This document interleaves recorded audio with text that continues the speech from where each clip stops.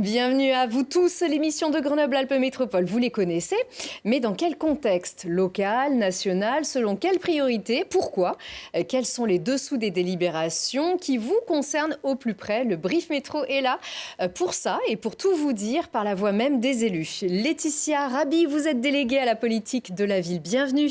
Merci beaucoup, bienvenue. Alors, ce mot politique de la ville peut être un peu flou, ça peut dire beaucoup de choses. Et pourtant, c'est fondamental. Ça englobe pratiquement toutes les politiques publiques de la métropole, presque même toutes ses compétences, dans un but très ciblé, la solidarité par la cohésion urbaine et sociale. C'est quand même très vaste. Absolument, la cohésion urbaine, sociale, la solidarité, aussi bien à un niveau interministériel, donc ça englobe effectivement l'ensemble de ces politiques publiques nationales, mais aussi locales. Et le pendant local, aujourd'hui, c'est la métropole de Grenoble qui est la chef de file des communes. Donc elle travaille en lien avec les communes. Il y a en fait 5 communes où il y a des quartiers prioritaires de la ville, et ce sont en fait c'est une géographie en fait déterminée par l'État. Et on embrasse effectivement tous les pans, je dirais, de la solidarité pour permettre une équité et de permettre aussi d'aller au-delà du droit commun quand c'est nécessaire, dans les quartiers où c'est nécessaire. Mais c'est encadré par une loi, par la loi Lamy. Par la loi Lamy, oui, tout à fait. Et alors, ce sont bien sûr toutes les politiques publiques, insertion, emploi, la lutte contre les discriminations, l'égalité femmes-hommes, entre autres, le sport, le logement, la réussite éducative, culture, sport, prévention de la délinquance. Quand on dit qu'une politique est transversale, il y a difficilement plus transversale que la politique. Absolument, d'autant plus que depuis le contrat de ville qui est né, se sont ajoutés en fait à ces dispositifs transversaux d'autres dispositifs plus spécifiques comme les cités éducatives. Donc nous avons 2 cités éducatives, une à Grenoble, une à Échirolles, qui là aussi vient renforcer le droit commun pour permettre en fait plus d'équité pour les enfants des quartiers et puis pour leurs familles aussi. Alors pourquoi on dit... Qu'est-ce que c'est qu'une cité éducative? Une cité éducative, c'est en fait la rencontre des professionnels de l'éducation nationale, également de la hiérarchie de l'éducation nationale, de l'État et également des communes. Et effectivement, entre ces 3 mondes, auxquels se rajoute aujourd'hui évidemment la métropole, il y a aussi le département qui est invité à ce stade, invité pour le moment. On décide de coordonner des moyens, des actions publiques pour aider en fait à une justice et une équité sociale. Ce qu'il faut savoir, c'est que souvent on nous dit finalement c'est beaucoup d'argent tout ça. Pour la métropole, c'est 1,4 million tous les ans. Tous les ans. Voilà. Depuis cette année, nous savons qu'il y aura des coupes budgétaires au niveau de l'État. La métropole conserve effectivement son financement. Et vous avez sacralisé vraiment ce budget, voilà. C'est-à-dire politique de la ville et l'outil dont on va parler dans un instant, on n'y touche pas pour les années à venir. Alors, on n'y touche pas. Il y a 1,2 million qui vont faire l'objet effectivement d'un vote. Et effectivement, là, c'est sacralisé, c'est-à-dire qu'on est sur une enveloppe quasi identique à celle de 2024. Et nous venons d'apprendre effectivement une baisse des crédits de l'État sur un certain nombre de politiques publiques. Et donc, effectivement, il faudra voir comment la solidarité pourra s'exprimer et pour qu'on puisse permettre en tout cas les mêmes niveaux d'intervention qui sont extrêmement importants. On l'a vu au moment des émeutes urbaines. La politique de la ville, c'est une vraie politique de cohésion qui tient aussi, en fait, je dirais, simplement la citoyenneté et qui tient aussi le vivre ensemble dans les quartiers. Qui mérite qu'on sanctuarise effectivement aussi bien les budgets que les actions, bien sûr. Alors, ça signifie pour la métropole, si on vous écoute, que les quartiers politiques de la ville sont un réel enjeu de développement. C'est un moteur plus qu'un modèle de vivre ensemble, c'est un moteur. Et c'est ça le message que vous faites passer? Oui, c'est un moteur. C'est aussi une manière de vivre ensemble, en fait, de faire cité ensemble. La politique de la ville, a commencé dans les années 80, après la revendication de ce qu'on a appelé la marche des beurs, qui était la marche en fait de lutte contre les discriminations et le racisme. De là est née une politique d'exception. Cette politique d'exception, évidemment, plusieurs années et plusieurs décennies après, n'a plus forcément ou ne répond plus forcément aux mêmes objectifs. Aujourd'hui, elle répond à quoi? Elle répond à remettre de l'équité, je l'ai dit tout à l'heure, et c'est quoi? C'est simplement qu'il faut se rendre compte que dans nos 10 quartiers prioritaires sur le territoire métropolitain, où nous avons effectivement un taux de pauvreté et de gens qui vivent sous le seuil de pauvreté qui est très important. 60 000 personnes, ça en fait finalement la deuxième ville de la métropole si nous les regroupions en une seule ville. Et ça veut dire qu'il y a moins de services publics, moins de présence aussi de l'État, moins de commerce, avec un sentiment finalement très rapidement de repli en fait dans son quartier. Et l'idée de la politique de la ville, c'est justement ça, de permettre de décloisonner, d'ouvrir les quartiers et de donner les mêmes chances à toutes et tous. Et il y a beaucoup d'exemples de réussite, bien sûr, et même ici, au sein même de notre métropole.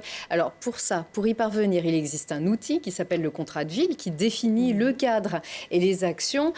Mais avec quoi? Alors, vous, Laetitia Raby, vous avez personnellement, et avec d'autres élus, alerté l'État à plusieurs reprises sur l'urgence de renforcer les moyens dans les 2 années qui avaient précédé l'adoption de ce contrat de ville.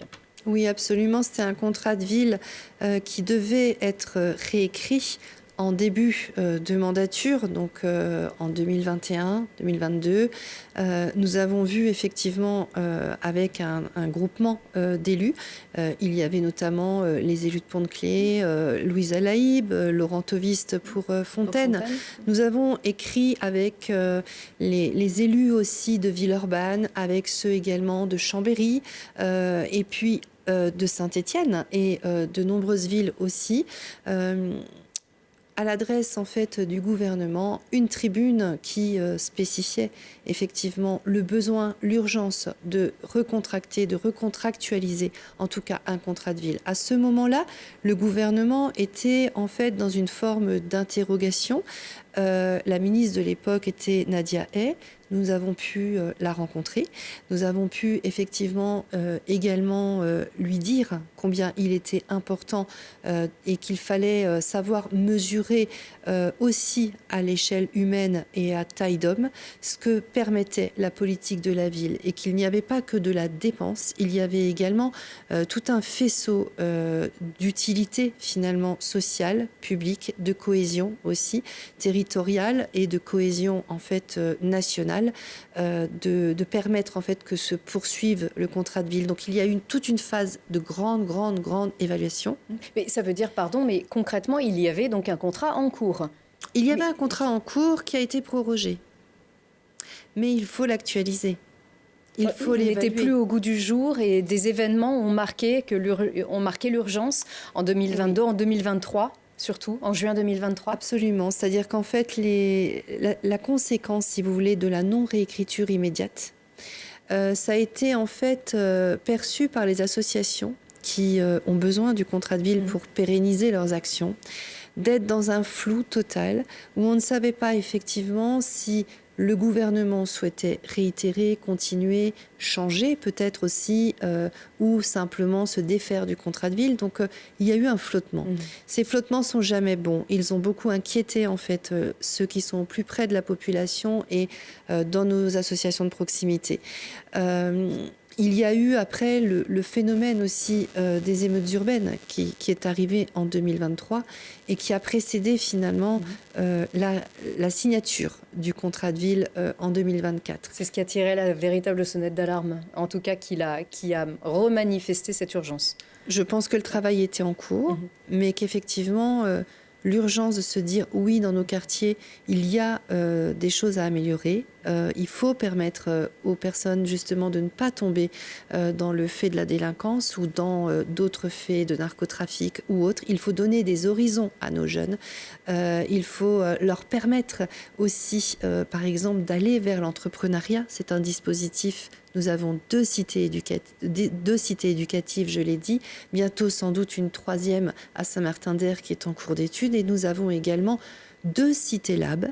Les Cités Labs, c'est un autre dispositif financé BPI France, mais également donc, par l'État, la métropole, qui permet en fait de faire de l'antécréation d'entreprises et d'aller chercher les jeunes dans leur esprit entrepreneurial et d'accompagner ceux qui ont des idées pour qu'ils puissent aussi effectivement devenir entrepreneurs. C'est un dispositif qui existe aussi dans la métropole qui s'appelle Je crée ma boîte. En l'occurrence, dans les quartiers prioritaires politique de la ville, il faut un dispositif renforcé et qui n'est pas exactement, qui n'est pas précisément le même. Il y a aussi un dispositif d'encouragement dans le cadre de Cité Lab, de présence renforcée. Oui, tout à fait. En fait, on va réellement, les chargés de mission vont réellement auprès des publics pour effectivement leur proposer l'entrepreneuriat. Beaucoup de nos jeunes dans les quartiers prioritaires ne sont pas forcément éloignés du monde universitaire, des études. Beaucoup d'entre eux ont étudié et sont en fait, ou pas d'ailleurs, mais ont des idées. Évidemment, c'est certain qu'en fonction de, encore aujourd'hui, mais de son adresse, de son nom de famille, il est beaucoup plus compliqué parfois. Et puis, nous sommes dans un environnement grenoblois qui est extrêmement porté et porteur. Je pense par exemple à la French Tech pour toutes les entreprises start-up vraiment dédiées en fait aux nouvelles technologies. Et il y a beaucoup d'entrepreneurs également dans les quartiers prioritaires qui sont plus sur des fois de l'artisanat ou d'autres métiers. Et donc, on n'est pas du tout sur la même capacité en fait à être entraîné. Beaucoup de jeunes des quartiers prioritaires, quand ils développent effectivement un projet, ne sont pas forcément accompagnables par la French Tech. Nous sommes sur 2 choses différentes. Et donc, le Cité Lab permet effectivement cette première approche du monde de l'entrepreneuriat et ensuite de conduire vers des dispositifs métropolitains ou des dispositifs nationaux pour aider ces jeunes dans leur entreprise. Alors, on parle d'entreprise, on peut parler aussi de médiation culturelle. On sait que vous êtes présidente de la MC2 et que ça peut être à la fois un levier ou un pont, selon l'image qu'on emploie, entre les jeunes, la culture, l'emploi. Oui, c'est exactement. Les jeunes, tout le monde. Tout le monde, en fait. C'est vrai qu'il n'est pas rare actuellement à la MC2 de croiser 3000 personnes par soir sur plusieurs spectacles. C'est toujours assez extraordinaire et foisonnant, à la fois des jeunes, des moins jeunes, et puis effectivement une vraie mixité sociale qui est revenue. Nous avons franchi les 100 000 entrées, en fait, de nos spectacles cette année. Nous en sommes extrêmement fiers, et notamment plus fiers que, effectivement, les projets menés sont donc dans toute la diversité qu'offre le spectacle vivant.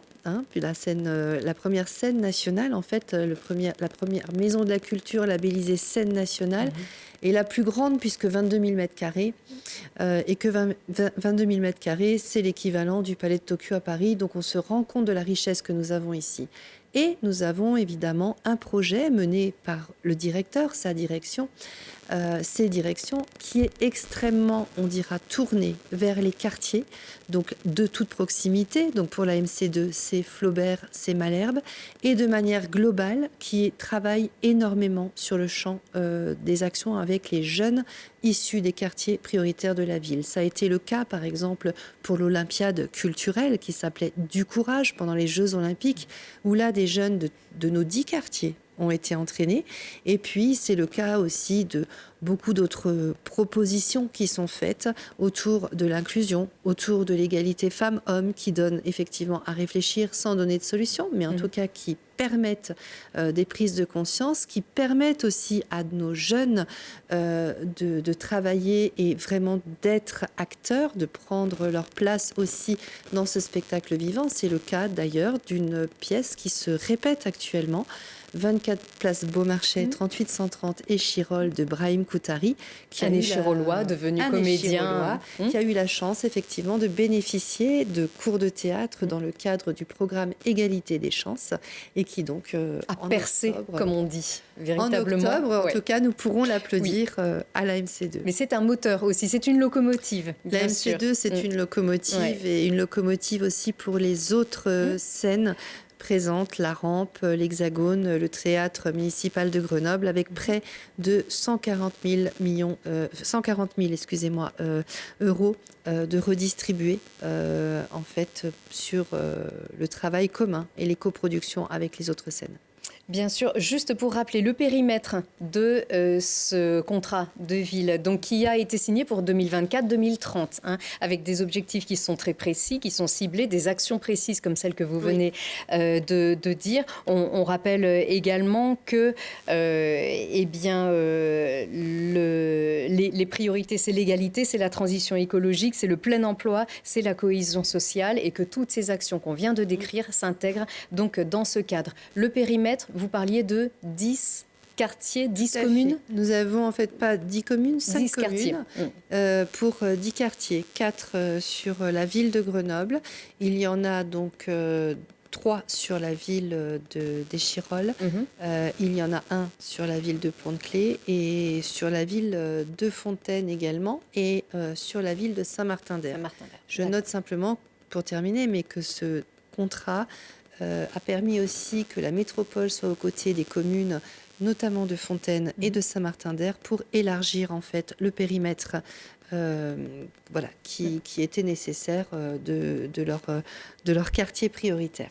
On a beaucoup parlé de cadres, de chiffres également. C'est une délégation qui implique beaucoup d'y mettre de soi. Aussi, vous y mettez du vôtre. J'aimerais conclure avec ça. On sait que cette mandature s'achève dans quelques mois.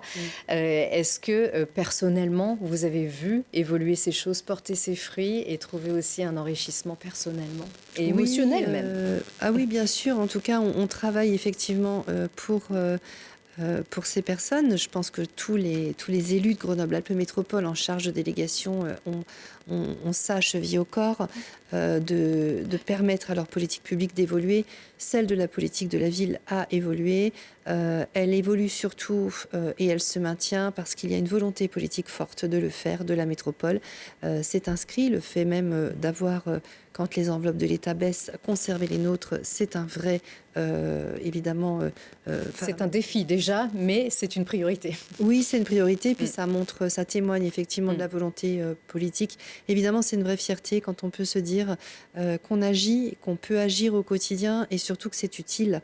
Et je crois que nous avons été utiles, même si je pense que nous pourrions encore l'être davantage, parce que malheureusement, les choses ne vont pas en s'améliorant actuellement, que ce soit sur les finances publiques, mais comme sur la pauvreté et puis effectivement la cherté du coût de la vie. Donc oui, il faudra être solidaires et proches les uns des autres et de plus en plus. Parfait. Merci beaucoup Laetitia Raby. Je rappelle que vous êtes conseillère métropolitaine déléguée à la politique de la ville. Et on se retrouve une prochaine fois ici pour faire le point. Merci à vous. Merci. Au revoir.